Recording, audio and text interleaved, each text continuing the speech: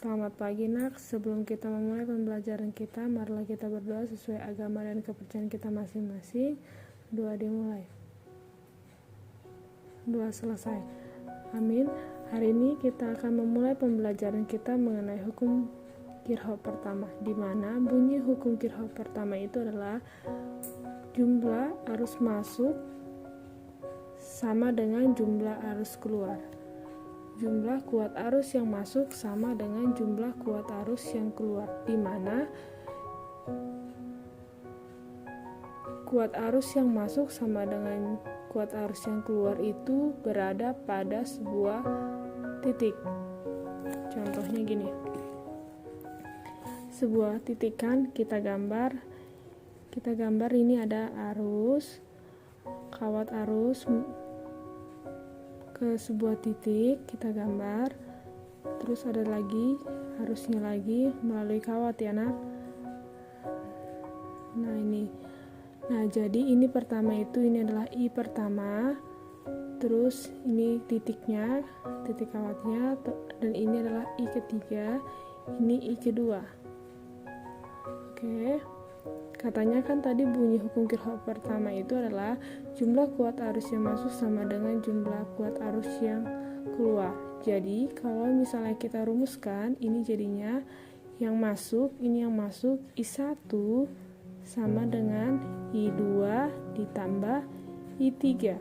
Kalau misalnya kita buat I1 nya itu adalah 10 ampere, maka I keluarnya itu adalah, kita buat misalnya ini 6 ampere dan ini 4 ampere. Jadi ini jadi 10 ampere sama dengan 6 ampere ditambah 4 ampere. Oke, ini sebuah rumus. Kalau misalnya kita tambahin lagi di sini cabangnya kita buat, ya udah tinggal masukkan aja terus cabangnya lagi di sini. Berarti I1 sama dengan I2 tambah I3 tambah I4 tambah I5.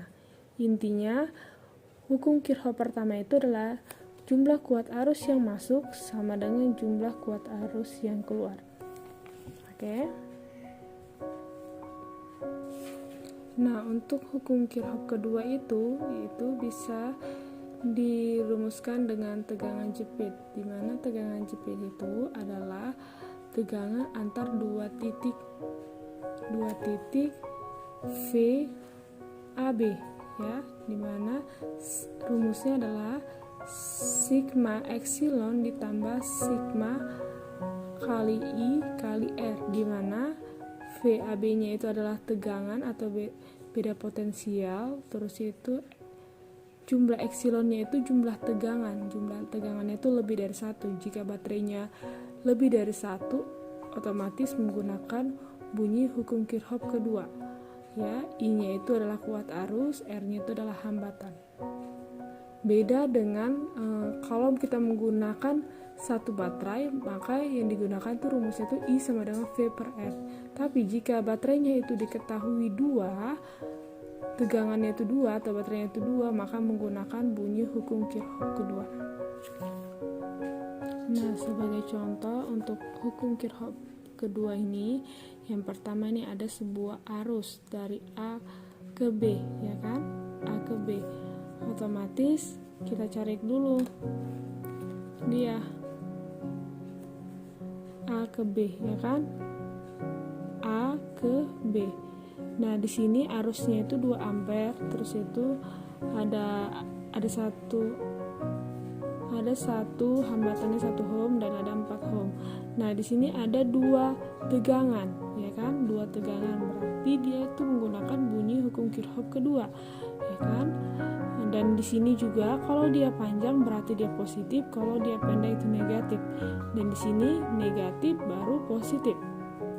Oke. Untuk mencari jumlah tegangan A ke B, ya udah kita gunakan rumus tadi. VAB sama dengan sigma epsilon ditambah sigma I kali R, di mana sigma epsilonnya itu berapa. Nah, yang pertama sigma epsilonnya itu berapa ya kan? Kita gunakan dari jumlah arusnya ini. Arus yang masuknya ini di luar positif. Berarti dia di sini adalah positif 10 ya, positif 10 mengarah ke B ke negatif 4. Oke, positif 10 karena ini ke positif di luar dapat, terus untuk mendapat ke B-nya itu negatif 4. Oke. Dan ditambah dengan I-nya. I-nya berapa? Ya udah.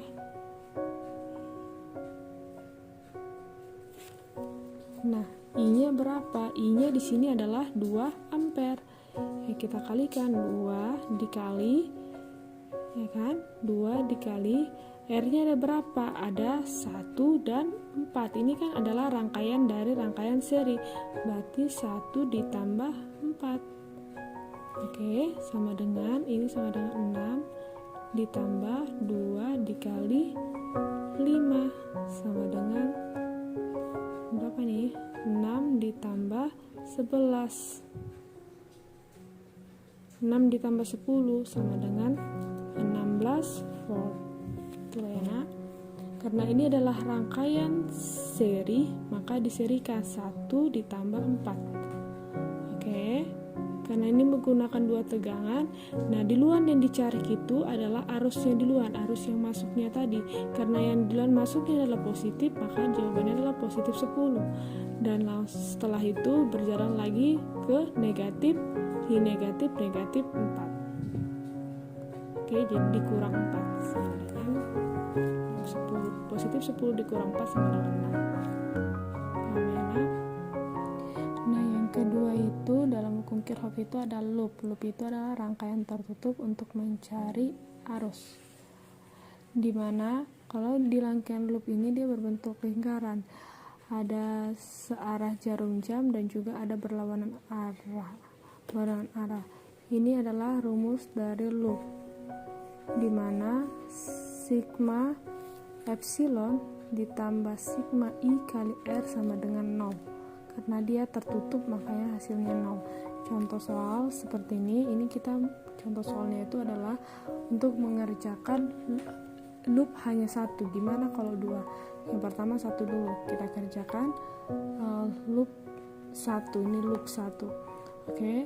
Nah, ini adalah sebuah rangkaian seri. Kenapa dikatakan rangkaian seri? Karena dia ini arusnya ini, arus I-nya itu tidak ada cabang. Dia selalu ada arus masuk. Dia tidak memiliki cabang, makanya dikatakan rangkaian seri. Oke. Nah, kita masukkan aja rumus loop tadi adalah sigma epsilon ditambah sigma dikali I kali R sama dengan 0. Oke, usahakan untuk menentukan searah jarum jam ini. Yang pertama kita buat itu adalah dia searah jarum jam. Ini kan searah jarum jam. Ini searah jarum jam, atau yang kita gunakan itu untuk menentukan dia searah jarum jam atau berlawanan, dia negatifnya itu harus lebih besar. Karena ini negatifnya 18 lebih besar dari 12, otomatis dia begini. Negatif 18 dulu baru ke 12. Oke. Nah, kita masukkanlah rumus. Karena tujuannya supaya mendapatkan hasilnya positif. Nah, ini untuk mencari epsilonnya, berarti dia kita masukkan aja, berarti ini adalah pertama dari sini dulu 12, ya kan? Berarti positif 12 dikurang, kan dari sini dikurang positif 12, ini positif dulu kan di luar maju, yaitu ke sini negatif 18, ya kan? Terus ditambah dengan I-nya berapa? Masukkan. Nah, ini ada I-nya. Jika ada I-nya di sini, ini namanya itu adalah hambatan dalamnya, ya kan? Kita hitung aja, berarti I-nya itu mulai dari sini. 2 ditambah 2 ditambah 2 ditambah 1 tambah 1 ditambah 3 ditambah 3 tambah 3 lalu ditambah 1. Dihitung aja semuanya, hambatan dalamnya juga dihitung. Oke, sama dengan 0. Sama dengan 0. Ya udah, positif 12 dikurang 18 sama dengan minus 6 ditambah dengan I kali 12 tambah 2 tambah 1 tambah 3 tambah 3 tambah 1 adalah 12 sama dengan 0. Berarti 12I sama dengan 6. I sama dengan 6 per 12 sama dengan 1 per 2 ampere. Inilah arus pada rangkaian sama dengan setengah ampere. Gimana kalau yang ditanya tentukanlah tegangan AB-nya. Ini misalnya A, lalu ini B-nya. Gimana menentukan tegangan A, tegangan AB-nya? Otomatis kita buat aja. Di mana kita buat? Di sini. VA sama dengan sigma epsilon ditambah sigma I kali R, ya kan? Ya sudah, karena ini yang ditanya, otomatis ini dari A ke B dia harus searah, arusnya harus searah. Harus searah ya, harus searah. Jadi ini sama dengan arusnya 12 kan? Di lon pertama ini arus yang A, ya kan? Otomatis ini adalah 12 ditambah. Nah, I-nya berapa? I-nya yang sudah kita dapat tadi itu adalah setengah ampere. Berarti setengah, ya kan, dikali R-nya berapa? Karena ini A ke B, otomatis R-nya berapa? 1, ya kan? 1 ditambah 3 ditambah 3 karena B-nya di sini. 3 tambah 3, ya, berarti di 12 ditambah setengah dikali 7, ya kan? Berarti 12 tambah 7 per 2, ya kan? Sama dengan 15,5 volt. Paham, nak? Nah, ini adalah untuk loop 1. Gimana kalau 2? Untuk yang 2, Ibu nanti akan membuat sebuah catatan agar kalian paham. Hanya ini yang dapat saya sampaikan tentang bunyi hukum Kirchhoff pertama dan bunyi hukum Kirchhoff kedua. Nah, intinya bunyi hukum Kirchhoff pertama itu jumlah kuat arus yang masuk sama dengan jumlah kuat arus yang keluar. Kalau dia untuk menentukan hukum Kirchhoff kedua itu jumlah tegangannya itu lebih dari 1, di mana VA tegangan jepitnya VA sama dengan sigma epsilon ditambah sigma dikali 1 I dikali R. Oke. Dan diluan dikerjakan itu harus searah. Ya, diluan dikerjakan itu harus searah. Ini dia, searah. Kalau dia misalnya di sini dia negatif, otomatis dia di luar ditulis dia negatif. Negatif, positif, negatif, positif. Oke, dia harus searah. Kalau dia yang di luar pertama harus masuknya positif, maka dia harus tulis positif. Kalau dia di sini ada negatif, di luar dapat berarti negatif untuk menentukan tegangannya. Oke. Hanya ini yang Ibu dapat sampaikan. Semoga kalian paham tentang materi hukum Kirchhoff pertama dan hukum Kirchhoff kedua. Terima kasih, nak. Salam sehat.